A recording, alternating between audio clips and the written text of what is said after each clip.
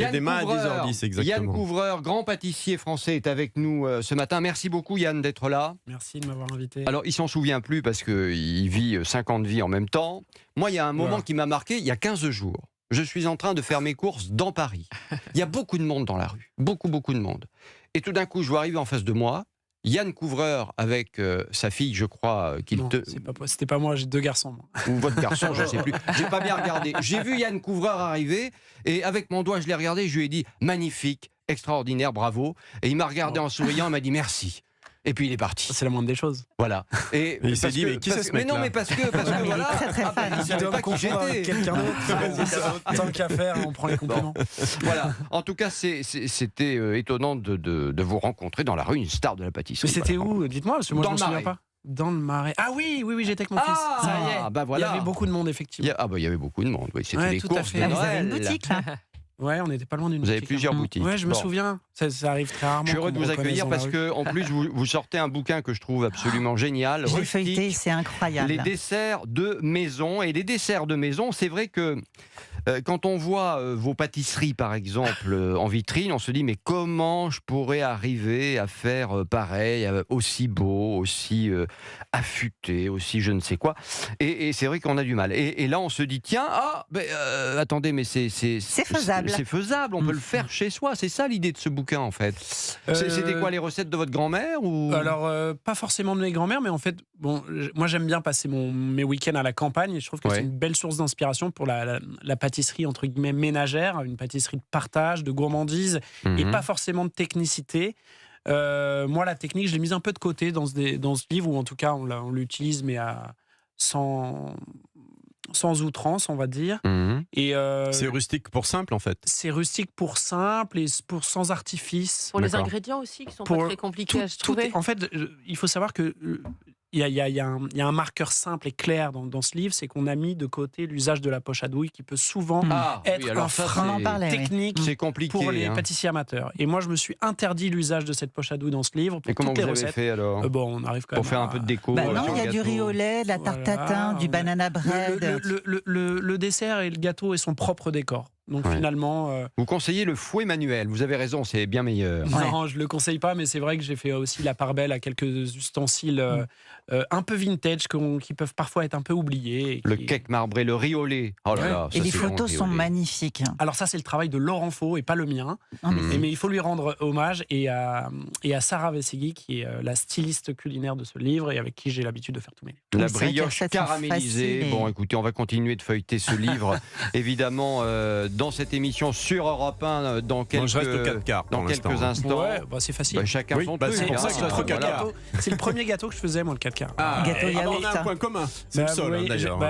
En m'appelant Yann, vous imaginez que j'ai quelques origines bretonnes. D'accord. Le beurre demi-sel. Du beurre. Le demi-sel. Le Kouign-Amann, il en a un très bon en boutique. Le vôtre est délicieux. On va continuer de parler avec vous, évidemment, de ce livre et puis de ce qui nous attend ce soir sur la table pour le dessert et ce réveillon du Nouvel An. Christophe Bordet et vous. Midi 46 sur Europe 1. Christophe Bordet vous reprend avec notre invité Yann Couvreur, grand pâtissier, et nos 2 chroniqueurs, Gabrielle Cluzel, éditorialiste, directrice de la rédaction du site Boulevard Voltaire, et Raphaël Steinville, directeur adjoint de la rédaction du JDD, et Yves Carra, porte-parole de Mobilité Club France, qui est juste devant moi, mais tout à fait. Pour vous et pour les galettes. C'est gentil. Un peu plus pour les galettes, j'avoue. Bon, c'est normal en même temps. Alors tiens, justement ce soir, c'est le fameux réveillon du Nouvel An. Yann Couvreur, tout d'abord, ça ressemble à quoi le réveillon du Nouvel An pour Yann Couvreur qui doit bosser en permanence, quoi. Enfin, en tant qu'artisan, j'imagine que voilà. C'est quand les vacances ? Pas tout de suite les vacances, évidemment. On enchaîne un 2e tunnel avec la galette des rois, on va en parler. Ce soir, en fait, au risque de vous décevoir, je n'ai rien organisé. Je vais chez des amis. Ah, c'est bien. Voilà, pas très loin d'ici, d'ailleurs, dans le 15e. Vous allez amener quelques galettes Non, mais j'imagine la pression des amis quand on invite Yann Couvreur chez soi et qu'on amène le dessert. C'est on va trembler. Non, parce que j'ai mes amis, je les ai depuis, on parlait depuis très très jeunes c'est les mêmes, donc on a tous connu la galère. La galère des rois. Avant la galette. La galère des rois. Vous l'avez aimé celle-là? Vous l'invitez plus souvent. Hein. Non, mais c'est vrai que ça met la pression quand même. Non, vraiment pas, vraiment. Non. En tout cas, ils se la mettent pas. Après, s'il y a des huîtres, on ouvre les huîtres, il n'y a pas de pression. Là, oui, là, il n'y a pas de... Et pas les huîtres de l'étang de Thau, parce qu'il n'y en a pas sur les étals cette année. Ben non, mais c'est Non, mais on parle- d'Oléron, les marraines d'Oléron. Chaque année, c'est pareil. Allez, Il y on a parle des endroits où malheureusement les huîtres du jour au lendemain Moi, ne je sont suis pas plus bonnes. Belon, étant donné que j'ai un peu de Bretagne dans le sang. bah oui, Ah oui. évidemment. Mais, Bon, alors cette galette, est-ce que cette année, elle a une particularité, cette galette, ou est-ce qu'elle est traditionnelle? Alors, me concernant, elle est principalement traditionnelle, puisque la demande est majoritairement Donc, sur la pâte tradition. d'amande, Frangipane. frangipane, Frangipane, crème d'amande. Ouais. Crème d'amande. voilà, La frangipane, c'est quoi? C'est de la crème d'amande et de la crème pâtissière. c'est ça. En fait, tout simplement, ce qu'il faut savoir, c'est que le taux de crème pâtissière qu'il va y avoir dans la crème d'amande va différencier selon les recettes. Plus elle est riche en crème d'amande, plus elle est goûteuse et donc du coup savoureuse et donc aussi un peu plus haut de gamme. Et puis souvent, quand on veut écraser les coûts, on va mettre un peu plus de crème pâtissière pour enlever. Bah oui, évidemment. Voilà, bon, Surtout voilà, que l'amande a augmenté ces derniers temps, je crois. Tous les produits en Comme le pâtisserie cacao, ne cessent d'augmenter. Le beurre aussi. Ouais, et tiens, la galette cette année, en pourcentage au niveau prix par rapport à l'an passé, par exemple, c'est plus combien? En nous concernant, on n'a pas augmenté. Ah, c'est bien. Ouais. Vous avez réduit vos marges. Toujours. Je ne fais que ça. Je ne fais plus que ça. Non, mais c'est un boulot horrible que vous avez. alors, vous allez mourir de faim. Mais non, bientôt. mais c'est la réalité des artisans en France. Mais je sais bien, mais qu'il quand faut je que les le vois, consommateurs il n'a pas l'air malheureux en même temps. Non, mais- il faut prendre les choses du bon côté. Mais par contre, ce qui est certain, c'est qu'on ne peut pas aussi facilement augmenter nos prix. En face, il y a une réalité. Bien sûr. Nos clients n'arrivent pas pas. forcément à suivre.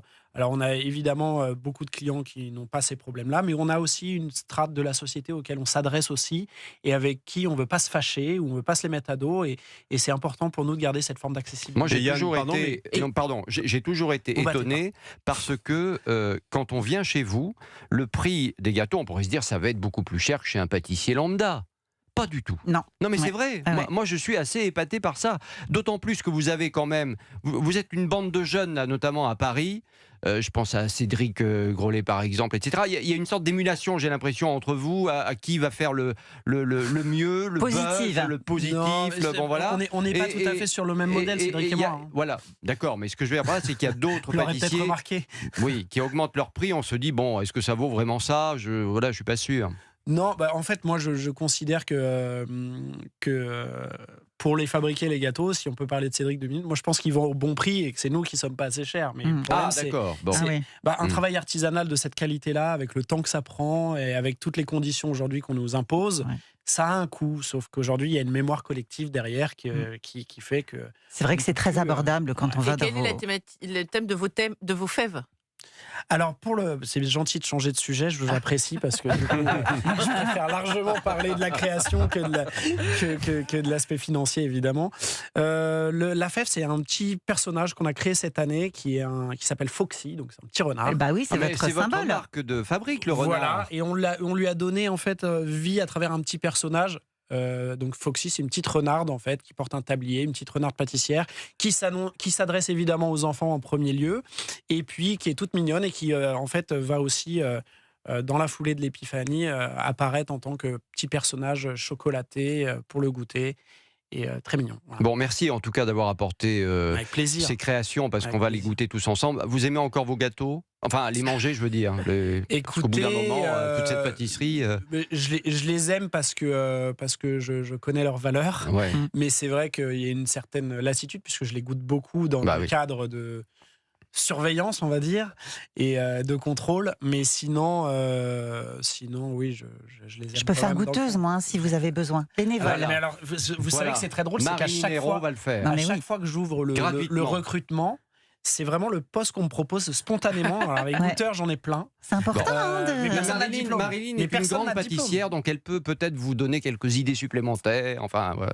Je vous laisse entre vous, vous allez gérer ça, vraiment, bien entendu. Rustique, les desserts de maison, c'est votre livre, Yann Couvreur, et c'est un très très beau livre. Ça peut être un très beau cadeau d'ailleurs. Les étrennes, c'est important les étrennes. Je vous encourage. Moi, je me l'offre pour moi. On vous voit en photo avec vos fils d'ailleurs, qui sont eux aussi en train d'apprendre déjà la pâtisserie. Et vous aviez croisé le plus grand ce jour-là. Ah ben voilà, c'est ça. Il y a 15 jours quand on faisait nos courses. Il y a beaucoup de recettes. C'est pas